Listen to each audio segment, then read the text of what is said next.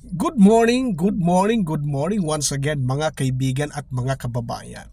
This is Coach Ernie, your founder of the Lions Group International.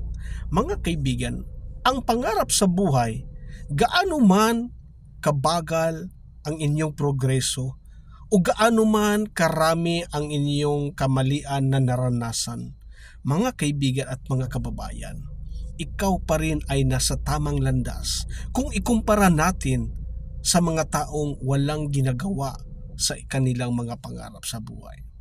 Mga kaibigan at mga kababayan, ipagpatuloy mo lang yan ang inyong mga ginagawa tungo sa inyong mga pangarap.